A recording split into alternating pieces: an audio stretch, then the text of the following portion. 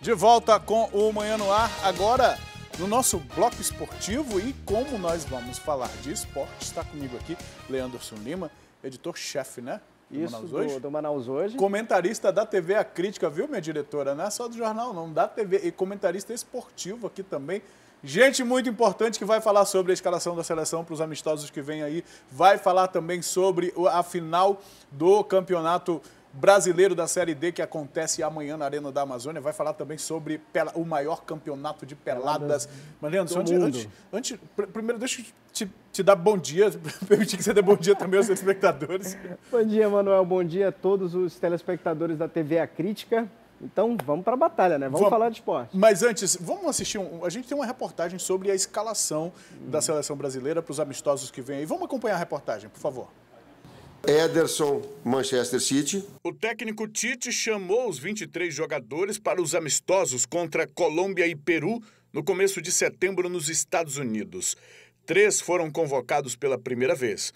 O goleiro Ivan, da Ponte Preta, o atacante Bruno Henrique, do Flamengo, e o zagueiro Samir, da Udinese, da Itália.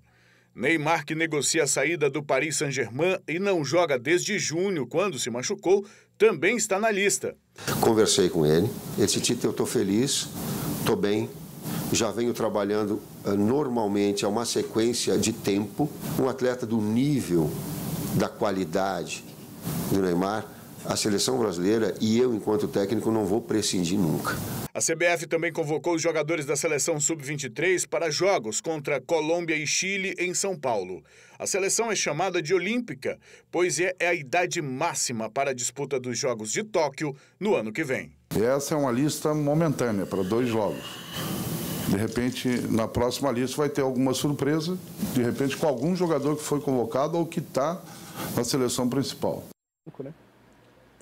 Neymar de volta ao game. De volta ao game, sem estar, como diz, teve aquela lesão, ficou fora da Copa América e agora se prepara para voltar. No meio desse turbilhão todo, Emanuel, porque assim, ele está naquela situação, sai ou não sai do PSG, já disse ali nas entrelinhas que não vai continuar, mas também não está pintando muita proposta, parece assim que ninguém está querendo investir muito no Neymar. É um momento assim bem complicado da carreira dele. Isso ainda é o efeito Nájila ainda, seria? Tem o efeito Nájila que assim arrebentou com a imagem do Neymar. Tem a questão das lesões, porque ele teve fora nos momentos decisivos das últimas 2 Champions, então com uma lesão no mesmo lugar, no 5º metatarso, então começa a ter, para um clube que está contratando, começa a ter aquele quê de desconfiança. Será que a condição do Neymar é muito boa? Será que ele não vai trazer muito problema extracampo? Que é um cenário, né, que totalmente diferente da carreira do Neymar. O Neymar sempre foi aquele jogador que todo mundo queria. Agora parece que até quer, mas fica todo mundo ali um pouco com o pé atrás. Nada é para sempre, né? Já dizia a música. Agora, Leanderson, tem aí novidades, né? Nomes novos que o Tite está buscando também, inclusive um de um clube italiano. Exato, da Udinese. Então, assim, o que eu gostei dessa lista é porque é o seguinte, o Tite, eu esperava um pouco mais de renovação já desde a Copa América, mas é aquela história, técnico brasileiro tem que jogar por resultado, e o Tite sabe que não é diferente, que se ele perde a Copa América dentro de casa, a pressão ia ser muito grande, depois do resultado ruim na Copa do Mundo na Rússia, muito dificilmente ele ia continuar na seleção. Ele tem essa sabedoria, digamos assim. Então, agora que começa realmente a renovação, ele foi lá buscar o Bruno Henrique, que está jogando no Flamengo, foi buscar o Vinícius Júnior, que eu achei uma bela convocação, teria condições de ter puxado o Vinícius para a Copa América, eu acho que teria sido um bom teste. É um jogador que, apesar de estar nessa confusão toda também no Real, porque chegou o Zidane assim não deu aquela bola toda, o Vinícius está meio encostado, então pode ser até um bom momento para ele vir fazer uma bela apresentação na seleção brasileira, que eu acho que é um jogador de futuro, tem muita velocidade, dribla muito bem. Então, assim, está em formação ainda, mas tem condições de ser um grande ídolo pela seleção. Agora, da lista, tu tem conhecimento da lista dos outros jogadores? Quem você acha que poderia ter ficado para uma outra oportunidade ou poderia ter dado espaço para outra pessoa dos convocados? Via de regra ali, gostei. Gostei do retorno do Everton, que foi campeão olímpico. Gostei da convocação do Militão também. Então, assim, eu acho que na lista está dentro daquilo que a gente espera dos jogadores que assim, estão ali num bom momento. E são nomes que o Tite pode testar. Eu acho que amistoso é para isso. É para testar, é para colocar caras novas, porque a seleção também, assim, você vê, você tem Daniel Alves, já está numa idade já um pouquinho avançada. A gente adora o futebol do Daniel Alves, foi contratado agora recentemente para o São Paulo, mas a gente sabe que ele já está naquela curva ali. A longo prazo já não é alguém para se contar. Já não é alguém para se contar. Por exemplo, a próxima Copa do Mundo, apesar dele dizer não, eu quero jogar a próxima Copa do Mundo, mas a gente sabe que a realidade é um pouco diferente. Então é o momento sim do Tite testar, convocar novos defensores, convocar novos atacantes, consolidar o Cebolinha, que eu acho que o Cebolinha foi convocado novamente, então está consolidando ali o nome do Cebolinha, que fez uma bela Copa América. Assim, decepção para o clube do Grêmio não foi, foi aquela coisa de não ter pintado nenhuma proposta, né? Porque achavam que ia pintar uma proposta gigante pelo Cebolinha, não pintou nenhuma proposta assim magnífica, mas é um nome com certeza vai ser lembrado pelo Tite pela Copa América espetacular que ele fez. Por isso que é bom a gente conversar com quem entende de futebol, viu? Deixa eu aproveitar a tua presença com a gente aqui, meu diretor, espero que a gente tenha tempo. A seleção vai, então, para 2 amistosos. O que esses jogos representam para este momento do futebol brasileiro? Olha, representa aquela coisa de teste, realmente, de enfrentar equipes sul-americanas, Peru e Colômbia. Por quê? Porque a gente tem aí eliminatórias pela frente. Quando vai começar todo aquele ciclo novamente. Então é importante sim fazer uns confrontos contra equipes sul-americanas, porque é o que a gente vai ter aí que enfrentar para conseguir a vaga na Copa do Mundo do Catar.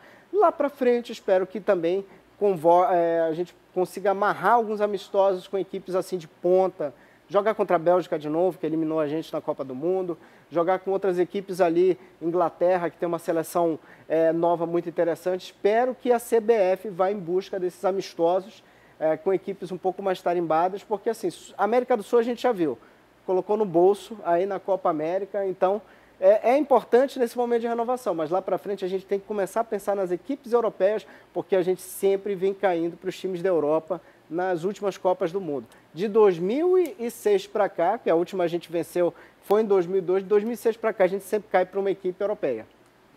Alemanha que o diga, né? Não lembra disso. Não lembra, exatamente. Não. Agora, eu não sei se eu entendi errado, mas há uma convocação paralela para uma seleção sub-23, é isso? Há uma competição nesse sentido? Isso, não, na verdade tem preparação para a Olimpíada. O Brasil vai jogar a Olimpíada no ano que vem, nas Olimpíadas de Tóquio. Então começa ali também a convocação para os jogadores sub-23 que tem aquela idade olímpica, né? Que a seleção pode convocar ali 3 jogadores com idade acima, que foi o que aconteceu, inclusive, na última Olimpíada, quando a gente teve ali o Renato Augusto, teve o Neymar. Então, aproveitaram isso aí para, como diz, uma Olimpíada em casa, né? Tinha que ter o Neymar, né? E foi uma bela conquista.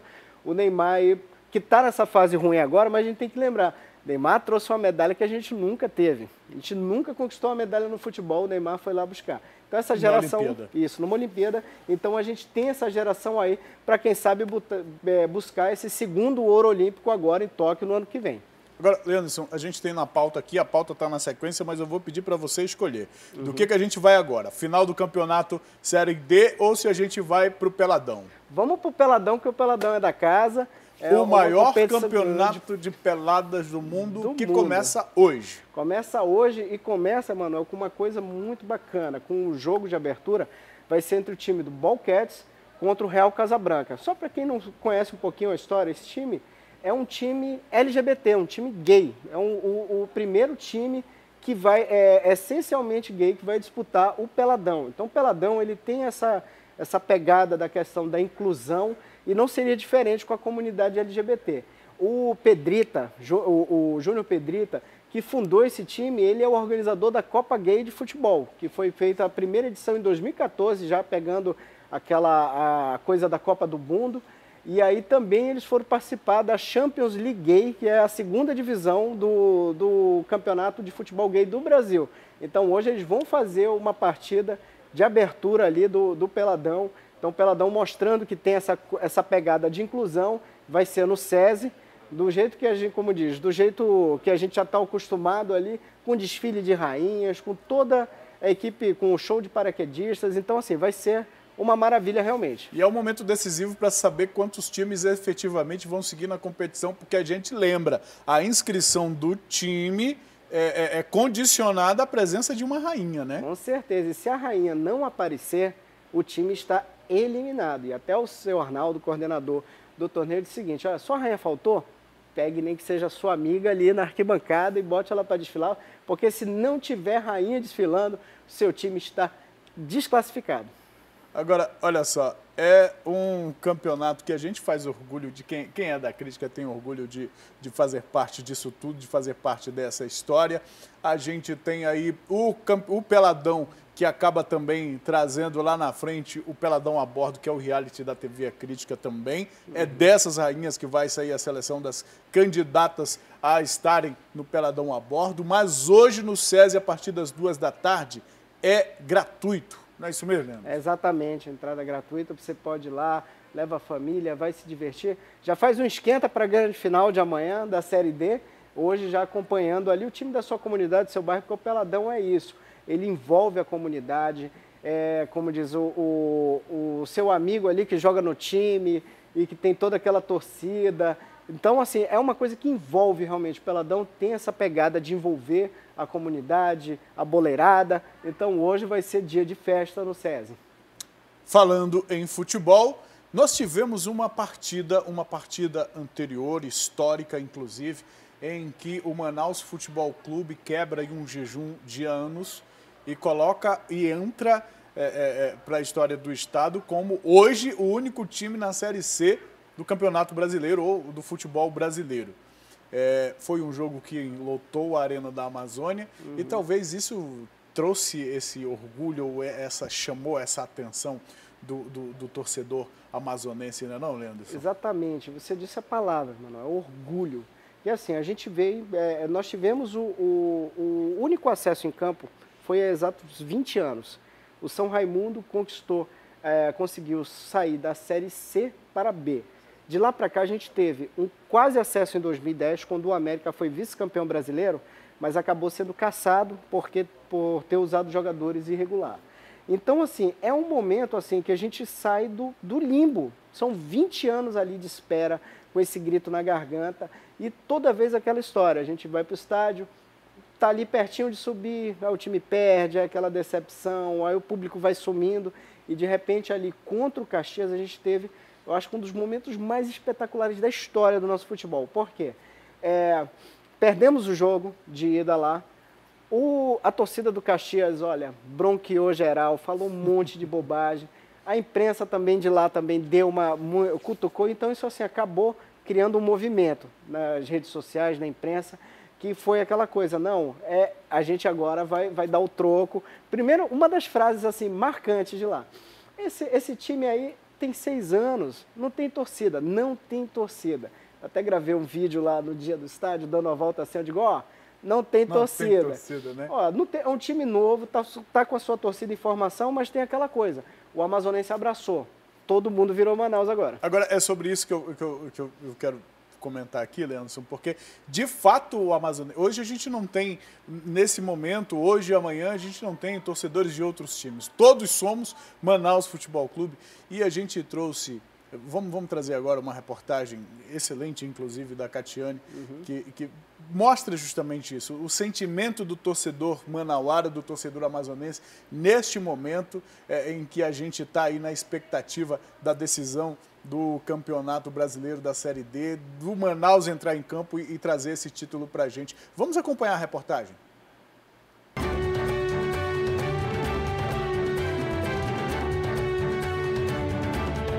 Nem o torcedor mais otimista e apaixonado poderia imaginar que o Manaus chegaria tão longe nesta temporada.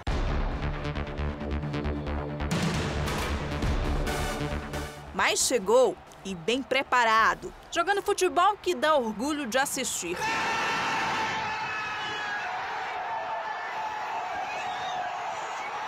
A imagem da Arena da Amazônia lotado no jogo de acesso à Série C ainda está na memória de muitos torcedores. Uma conquista que o Caio resolveu eternizar no próprio corpo. Após a vitória do Manaus em cima do Caxias pelas quartas de final, o jovem cumpriu a promessa e tatuou o escudo do time. No outro dia, numa segunda-feira, depois do final de semana que teve, eu fiz a tatuagem. O que as pessoas falaram quando viram? Me chamaram de louco. Acho que você foi um dos primeiros torcedores, né, que fez a tatuagem foi eu. E agora o Manaus tá eternizado na pele. No gramado, o Manaus não representa só um time de futebol, mas o orgulho de um povo.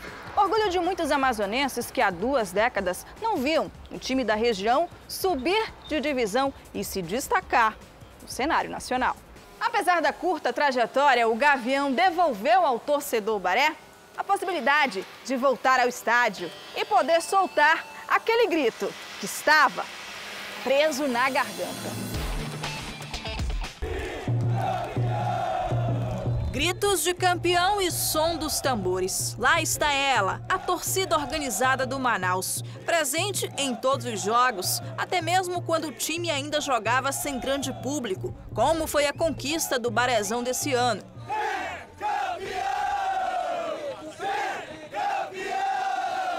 Os torcedores organizados têm vestido a camisa do time. Muitos já até viajaram para acompanhar as partidas em outros estados. A torcida é um grupo que, apesar de ter muitas camisas, é um grupo bem fechado, de pessoas que têm o mesmo ideal, o mesmo objetivo e levam isso muito a sério. O Manaus é a fênix do futebol amazonense. O Manaus colocou o Amazonas de volta no mapa do futebol brasileiro. E a expectativa dessa turma de torcedores apaixonados é levar muito barulho para a arena neste domingo. E quem sabe ver o time do coração se tornar o campeão da Série D. A gente não dorme, entendeu? A gente está comendo mal. O nosso WhatsApp não para, você passa 5 minutos sem olhar o telefone, é 1000 mensagens. São vários grupos, assim, todo mundo está muito nervoso, muito apreensivo. Porque quando se trata de sentimento, é só um clube. Não é só um clube, cara. É o sonho de muita gente. Como diz o nosso presidente, é o sonho de milhares de amazonenses. Mas se a gente voltar no tempo, vai ver que a paixão pelo futebol amazonense começou lá atrás, quando muitos torcedores ocupavam o estádio Vivaldo Lima. Se você vem para os anos 70, a seleção brasileira, antes de ir para o México, passou por aqui. E tivemos mais de 40 mil pessoas. Não foi assim, não, mas era a seleção brasileira. Era a seleção brasileira, mas 9 anos depois, nesse estádio, jogava a final do Campeonato Amazonense Nacional e Rio Negro. Público, 42 mil espectadores. Tinha gente sentado, tinha gente em pé, tinha gente fora do estádio querendo entrar. Era um jogo doméstico, era um jogo local. Arnaldo Santos, em sua trajetória como cronista esportivo, pôde acompanhar muitos desses jogos que na época eram atração para o público. E ver esse momento se repetir depois de 20 anos não dá nem para explicar. Olha, as lágrimas desceram dos olhos, o coração bateu forte e esse velho cronista, teve que ser sufocado pelas lágrimas, mas com a certeza e a convicção, e mais do que isso, a felicidade de ver outra vez o palco das grandes emoções sendo um time local, um time sem grande história, um time que começou ontem, ser ovacionado por um público que não queria outra coisa senão dizer obrigado pelo grande momento que todos nós passamos naquele dia.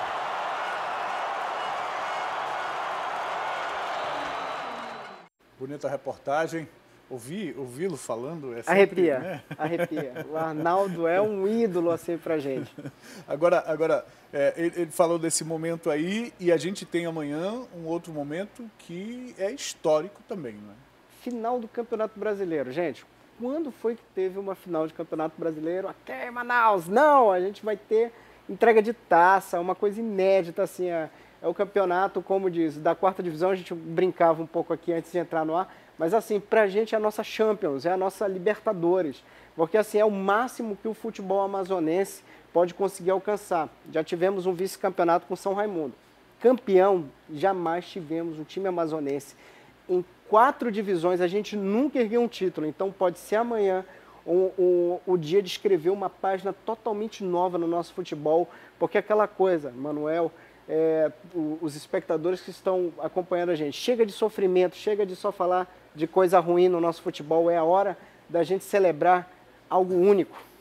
Agora, eu quero te perguntar aqui, tentar fazer o esforço de tentar falar, não como torcedor, porque como jornalista a gente é torcedor. Não dá para dizer que não, eu sou imparcial no momento desse, não. Mas A avaliação técnica, as condições técnicas realmente do Manaus diante do Brusque, qual é? Porque o primeiro jogo o Manaus teve que correr contra o prejuízo, né? Então, são duas equipes que eu acho que se equiparam. São duas equipes, porque chegaram à final e não chegaram à toa. Tem um elenco muito bom. Agora, o Manaus, ele assim, vai ter que se superar porque perde dois nomes que foram importantíssimos a campanha toda do Manaus e nos 2 últimos anos, que é o meia Milton e o Rossini. O Rossini, ele fez os 2 gols contra o Caxias, marcou 2 gols também contra o Brusque, né, nessa reação, porque assim, uma coisa legal do Manaus... É um dos artilheiros, então, né? É um dos artilheiros, e assim, uma das coisas boas do Manaus é justamente isso. É um time que não se afoba, tomou 2 gols, poderia se desesperar. Quantos jogos a gente não assiste aí de Copa do Brasil, Libertadores, time grande, que o time toma 2 gols, fica todo mundo maluco, todo mundo mandando chuveirinho. O Manaus pegou, botou a bola no chão ali e foi. Então assim, vai fazer muita falta? Vai. Eu prevejo um jogo muito difícil, porque são jogadores que vão fazer falta, mas o elenco do Manaus, como um todo, ele é muito forte e eu confio muito também no trabalho do Fajardo, que é o treinador. Eu tenho certeza que ele vai conseguir montar uma equipe muito sólida, muito boa para esse jogo.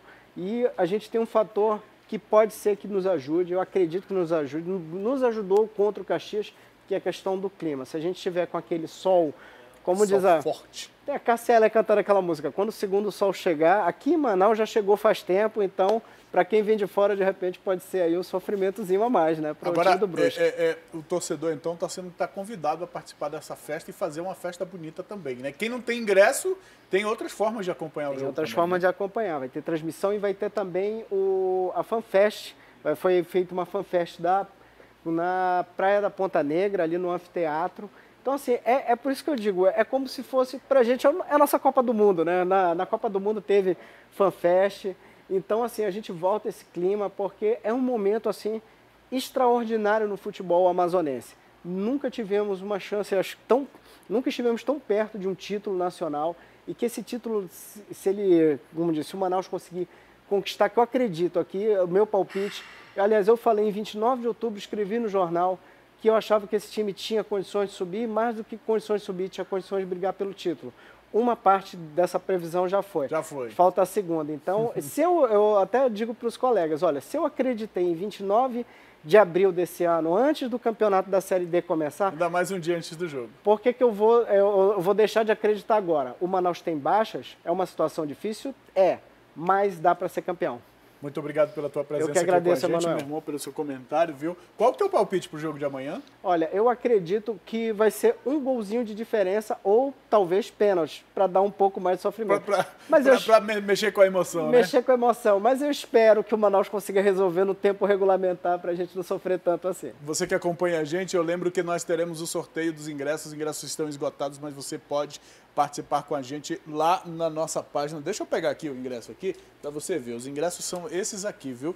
Os ingressos são esses aqui. Já tá aí, olha, a minha cara feia no Facebook. Você vai lá, marca, diz qual é o seu palpite para o jogo. Lá por volta de 11 da manhã a gente vem com esse resultado. Tá de cabeça para baixo aqui? Não, tá aqui. Tá assim mesmo. Olha, o ingresso tá aqui, tá na minha mão, viu? Na minha mão. Leandro, mais uma vez, obrigado pela tua participação com a gente aqui, pelo seu comentário. Vamos fazer um intervalo? Daqui a pouco, viu? Tem a Juliana Silva direto de uma feira aqui de Manaus, trazendo opções de alimentos fresquinhos, viu? E a gente vai trazer também a escolha dos temas das cirandas lá de Manacapuru.